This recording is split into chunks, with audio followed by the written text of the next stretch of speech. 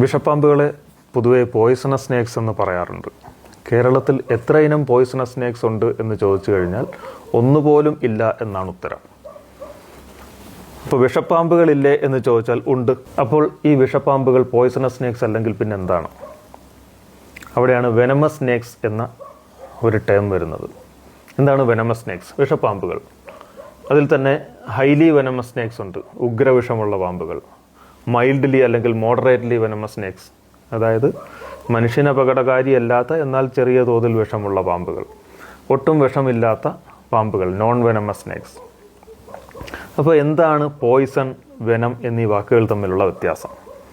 മലയാളത്തിൽ സാധാരണ പോയിസൺ എന്ന വാക്കിന് വിഷം എന്നാണ് പറയുക, വെനം എന്ന വാക്കിനും വിഷം എന്നാണ് പറയുക, ടോക്സിൻസിനും നമ്മൾ വിഷം എന്നാണ് പറയുക. പക്ഷേ ഇതെല്ലാം തമ്മിൽ വ്യത്യാസങ്ങളുണ്ട്.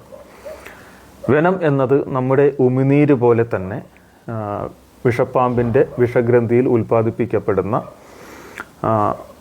അതിൻ്റെ ദഹനരസമാണ്. കോൺസെൻട്രേറ്റഡ് പ്രോട്ടീൻസ് ആൻഡ് എൻസൈംസ് ആണ് അതിലുള്ളത്. വെനം വായിലൂടെ ഉള്ളിലേക്ക് പോയി കഴിഞ്ഞു കഴിഞ്ഞാൽ ദഹിച്ചു പോകുന്ന ഒരു സംഗതിയാണ്. എന്നാൽ ബ്ലഡിൽ കലരുമ്പോൾ അപകടകാരിയാകും. പോയിസൺ ഏത് രൂപത്തിൽ ശരീരത്തിൽ പ്രവേശിച്ചാലും, വായിലൂടെ ഉള്ളിൽ പ്രവേശിച്ചാലും, ബ്ലഡിൽ കലർന്ന് പ്രവേശിച്ചാലും അത് അപകടകാരിയാണ്. അതാണ് ബേസിക്കലി ഇത് രണ്ടും തമ്മിലുള്ള വ്യത്യാസം. അതായത് ഇൻജസ്റ്റ് ചെയ്താൽ അപകടകാരി അല്ലാത്തതും ഇൻജക്റ്റ് ചെയ്താൽ അപകടകാരിയാകുന്നതുമാണ് വെനം. ഇൻജസ്റ്റ് ചെയ്താലും ഇൻജക്റ്റ് ചെയ്താലും അപകടകാരിയാകുന്നതാണ് പോയിസൺ. പാമ്പ് കടിയേറ്റുണ്ടാകുന്ന വിഷബാധയ്ക്ക് എൻവെനമേഷൻ എന്നാണ് പറയുക. പാമ്പ് വിഷബാധയേറ്റാൽ അതിന് ചികിത്സിക്കുന്ന പ്രതിവിഷത്തിന് അല്ലെങ്കിൽ മരുന്നിന് ആൻറ്റിവെനം എന്നാണ് പറയുക.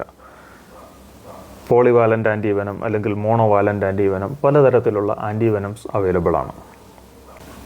വിഷപ്പാമ്പുകൾ ഇരപിടിക്കുന്നത് അതിൻ്റെ വിഷം ഉപയോഗിച്ച് തന്നെയാണ്. പലരുടെയും ഒരു തെറ്റിദ്ധാരണയുണ്ട്, വിഷപ്പാമ്പ് അതിൻ്റെ ഇരജീവിയെ കടിക്കുമ്പോഴേക്കും വിഷം ഇഞ്ചക്റ്റ് ചെയ്യില്ല, അത് ശത്രുവിനെ കടിക്കുമ്പോൾ വിഷം കുത്തിവെക്കുകയും ചെയ്യും. ഇതും തെറ്റായ ധാരണയാണ്. അത് പോയിസണും വെനവും തമ്മിലുള്ള അടിസ്ഥാനപരമായ വ്യത്യാസങ്ങൾ അറിയാത്തത് കൊണ്ടുണ്ടാകുന്ന ഒരു തെറ്റിദ്ധാരണയാണ്. അതായത് വെനം ഇരയുടെ ശരീരത്തിലേക്ക് ഇഞ്ചക്റ്റ് ചെയ്താലും ആ ഇരയെ ഈ പാമ്പ് എടുത്ത് ഭക്ഷിക്കുമ്പോഴേക്കും വിഴുങ്ങുമ്പോഴേക്കും അത് ദഹനരസമായതുകൊണ്ട് തന്നെ അത് ദഹിച്ചു പോകുന്നു, പാമ്പിന് ഒരു തരത്തിലുള്ള അപകടങ്ങളും ഉണ്ടാകുന്നില്ല എന്നുള്ളതാണ്. പോയിസൺ വിഴുങ്ങിക്കഴിഞ്ഞാൽ അപകടകാരിയാണ്, വെനം വിഴുങ്ങിക്കഴിഞ്ഞാൽ അത് ദഹിച്ചു പോകും. അതായത് വായയിൽ അൾസറോ മറ്റു മുറിവുകളോ ഇല്ലാത്തിടത്തോളം വെനം വായിലൂടെ ഉള്ളിലേക്ക് പോയി കഴിഞ്ഞാൽ, പ്രവേശിച്ചു കഴിഞ്ഞാൽ അത് ദഹിച്ചു പോകും എന്നുള്ളതാണ് വസ്തുത.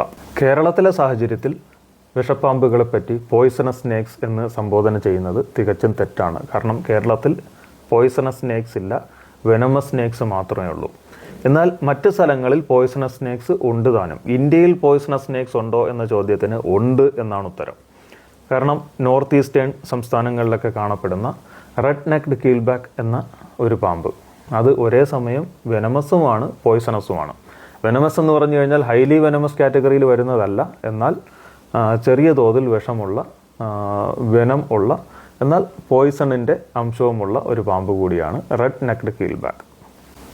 വിഷപ്പാമ്പുകൾ അഥവാ വെനമസ് സ്നേക്സിൽ തന്നെ വിഷത്തിൻ്റെ തോതിനനുസരിച്ച് പലതരത്തിൽ അതിനെ കാറ്റഗറൈസ് ചെയ്യാൻ പറ്റും. ഉഗ്രവിഷമുള്ള പാമ്പുകൾ ഹൈലി വെനമസ് സ്നേക്സ്, മിതമായ അല്ലെങ്കിൽ ഇടതരത്തിൽ ഉള്ള വിഷമുള്ള പാമ്പുകൾ, മനുഷ്യന് അപകടകാരികളല്ലാത്ത തരത്തിൽ വിഷമുള്ള പാമ്പുകൾ മൈൽഡ്ലി വെനമസ് സ്നേക്സ് അല്ലെങ്കിൽ മോഡറേറ്റ്ലി വെനമസ് സ്നേക്സ്, ഒട്ടും തന്നെ വിഷമില്ലാത്ത പാമ്പുകൾ, തീരെ വിഷമില്ലാത്ത പാമ്പുകൾ, അതായത് നോൺ വെനമസ് സ്നേക്സ്. ഇങ്ങനെ പലതരത്തിലുള്ള പാമ്പുകളുണ്ട്. ബഹുഭൂരിപക്ഷം പാമ്പുകളും കേരളത്തിൽ അല്ലെങ്കിൽ ഇന്ത്യയിൽ കാണപ്പെടുന്ന പാമ്പുകളിൽ ബഹുഭൂരിപക്ഷം പാമ്പുകളും മനുഷ്യന് ഒരു തരത്തിലുള്ള അപകടങ്ങളും ഉണ്ടാക്കാത്ത നോൺ വെനമസ് കാറ്റഗറിയിൽ വരുന്ന പാമ്പുകളാണ്. കേരളത്തിലെ സാഹചര്യത്തിൽ വിഷപ്പാമ്പുകളെപ്പറ്റി പോയിസണസ് സ്നേക്സ് എന്ന് സംബോധന ചെയ്യുന്നത് തികച്ചും തെറ്റാണ്. വെനമസ് സ്നേക്സ് എന്നതാണ് ശരിയായ പ്രയോഗം. Thank you.